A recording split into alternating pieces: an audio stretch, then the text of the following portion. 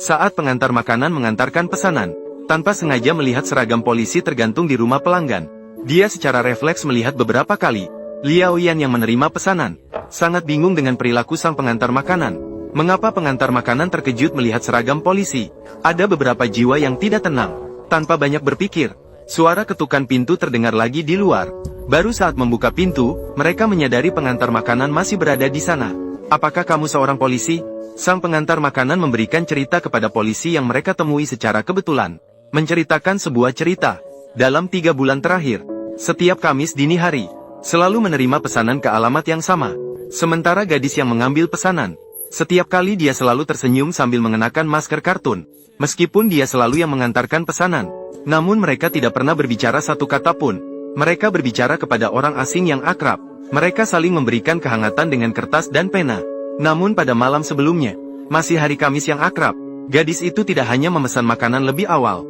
Tidak ada catatan aneh di pesanan. Mengenali adik kecil yang mencurigakan, segera menuju rumah gadis itu. Namun pintu tetap tidak ada respons. Tidak ada suara atau gerakan sama sekali. Dengan khawatir, dia berjongkok di depan pintu. Mendengar ada suara di dalam. Awalnya dia pikir gadis itu sedang bercanda dengannya. Namun ketika pintu terbuka, wajah gadis itu kehilangan senyumnya. Malah terlihat ketakutan. Saat menerima pesanan, gadis itu dengan keras mencubit tangannya.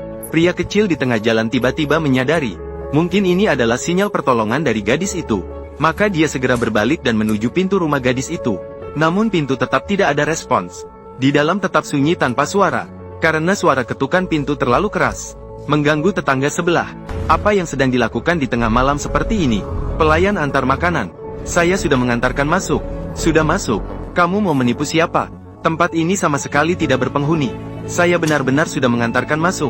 Saya sudah mengantarkan selama beberapa bulan. Dikirim ke siapa? Dia baru saja ada di sini. Jangan lagi berdebat denganku. Kamu percaya atau tidak? Aku akan melaporkan ke polisi. Polisi. Kata-kata tetangga membuat kurir makanan terlihat bingung. Dia segera melaporkan ke polisi. Memanggil polisi. Pengelola apartemen mengatakan, memang dulu ada seorang gadis di sini. Namun, setengah tahun yang lalu dia meninggal dalam kecelakaan mobil. Polisi juga dalam sistem mencari sertifikat kematian gadis itu. Meskipun bukti-bukti jelas, namun, kurir merasa tidak masuk akal. Beberapa bulan ini, dia selalu mengirimkan makanan setiap hari Kamis, dan memberikan kwitansi makanan yang disimpannya kepada polisi, untuk membuktikan bahwa dia tidak berbohong. Dia meraih tangan yang pernah digenggam gadis itu, namun tangannya kosong. Tidak ada tanda-tanda. Kalau begitu izinkan saya bertanya kepada Anda, siapa lagi yang pernah melihatnya selain kamu? Untuk melaporkan harus ada korban, bukan? Di mana korbannya? Lagi pula, kamu melihat dia dalam bahaya apa? Kurir yakin bahwa dia tidak memiliki masalah mental. Dan dari ekspresi gadis itu, dia merasa, pasti ada orang lain di kamar gadis itu saat itu. Untuk membuktikan bahwa dia tidak berbohong. Dia berharap Liao Yan bisa membantunya. Awalnya tidak suka campur tangan Liao Yan. Sangat tertarik pada kejadian supranatural ini. Dia menghubungi ahli komputer Xiao Tong secara pribadi. Dan konselor psikologi Liang Maiki. Mereka mengenakan seragam polisi. Memutuskan untuk pergi ke tempat kejadian untuk menyelidiki. Mendapatkan kunci pintu besar dari manajemen properti. Beruntung kunci pintu tidak ada tanda-tanda perusakan. Dari perabotan di dalam rumah dapat dilihat, sepertinya tidak ada jejak kehidupan di sini. Namun Liang Maiki masih menemukan petunjuk dari suhu kulkas. Menemukan jejak yang samar-samar. Xiao Tong juga dalam catatan penggunaan komputer. Menemukan sesuatu yang aneh. Komputer ini mulai digunakan 7 hari setelah kematian gadis itu. Seseorang selalu menggunakannya. Dan, waktu penggunaan dan riwayat penelusuran hampir identik. Rasanya seperti orang yang sama sedang online. Ya. 7 hari dimulai dari tanggal 20 Mei. Orang yang meninggal hidup kembali. Kembalinya dalam 7 hari. Melihat suasana di ruangan agak tegang. Anak itu hanya bisa bercanda untuk meredakan ketegangan. Melalui penyelidikan yang teliti, mereka yakin rumah ini selalu ditempati. Tetapi apa alasannya? Orang yang tinggal harus menyembunyikan jejak hidupnya. Karena bukti kurang, mereka tidak bisa mendapatkan bantuan polisi. Satu-satunya jalan adalah mulai menyelidiki dari pemilik rumah, Chen Si. Mereka pertama kali pergi ke rumah gadis itu. Ibu Chen Si tidak tahan dengan kesedihan kehilangan anak perempuan. Kesehatan mentalnya bermasalah. Ayahnya memberitahu polisi. Saat kejadian, Chen Si pulang naik sepeda seperti biasa. Ditabrak mobil tiba-tiba di tengah jalan. Dan kunci rumahnya sendiri juga hilang pada saat itu. Untuk mendapatkan petunjuk yang lebih berharga, Anak kecil menunjukkan foto rumah di ponselnya. Mintalah dia untuk memastikan apakah ada perbedaan dengan rumah sebelumnya. Setelah diidentifikasi oleh ayahnya, tidak ada perubahan sedikit pun setelah setengah tahun. Saat berangkat, mereka mengambil sampel rambut ayah Moxie. Melalui tes DNA, rupanya rambut itu bukan milik Moxie. Dan saya belajar dari teman saya Chen Xi. Dia tidak pernah menggunakan masker wajah. Pada saat itu, Liao Yan sepertinya menyadari sesuatu. Dia kembali ke rumah Moxie sekali lagi.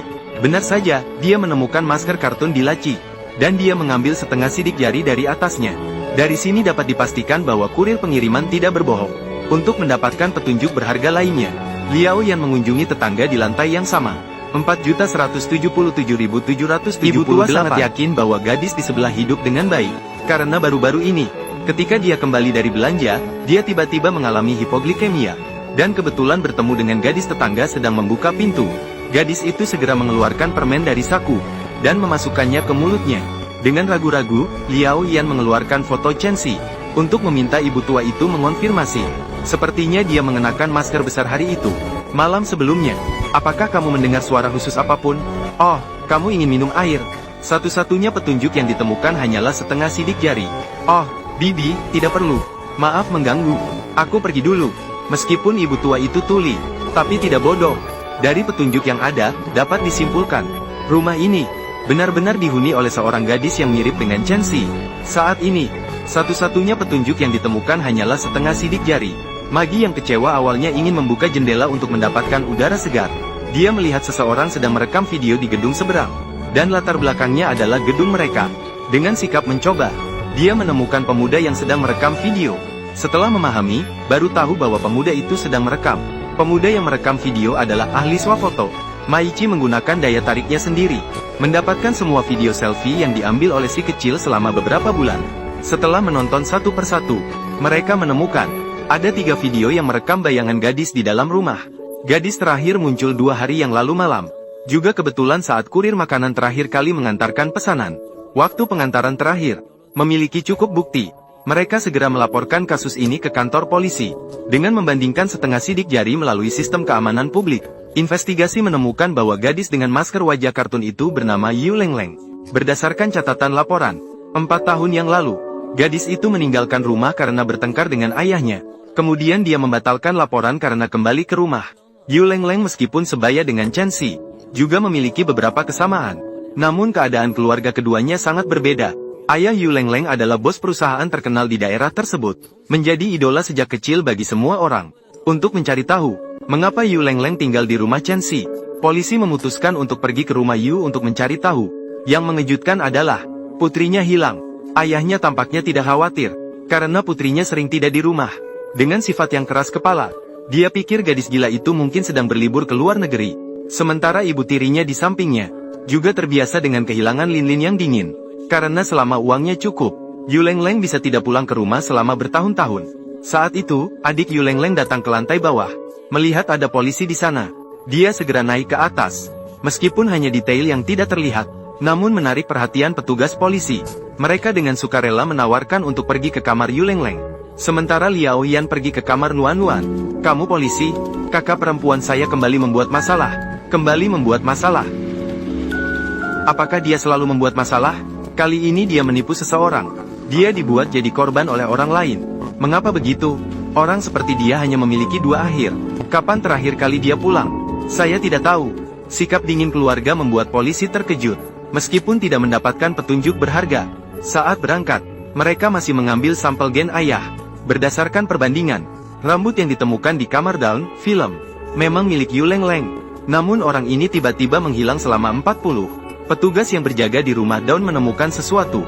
Mereka menemukan buku harian di bagian bawah lemari 0. Di dalamnya juga terdapat kartu identitas Chen Xi. Magi menemukan 2 jenis catatan di buku harian 0. Dia berpikir, kemungkinan besar catatan belakang adalah milik Yu Lengleng. Namun beberapa halaman terakhir catatan telah sobek. Namun jejak tulisan tetap ada di halaman berikutnya. Untuk segera menemukan Yu Lengleng yang hilang, polisi membawa anjing pelacak. Mereka mencoba menemukan petunjuk dari masker wajah yang pernah digunakan oleh Yu Leng. Mereka berharap bisa menemukan jejak-jejaknya. Saat anjing polisi tiba di area rumput di pinggir kompleks, bau tiba-tiba menghilang tanpa jejak. Petugas polisi menemukan jejak mobil tidak jauh dari sana. Liaoyan langsung menyadari jejak ban seperti itu jarang terlihat, dan dia baru saja melihat mobil itu tidak lama sebelumnya. Keluarga Yu Cheng. Saat itu sudah 12 jam sejak Yu Leng menghilang. Namun keluarganya sepanjang waktu tidak pernah bertanya kepada polisi tentang kabar hilangnya putri mereka. Ketenangan mereka menimbulkan kecurigaan dari pihak polisi.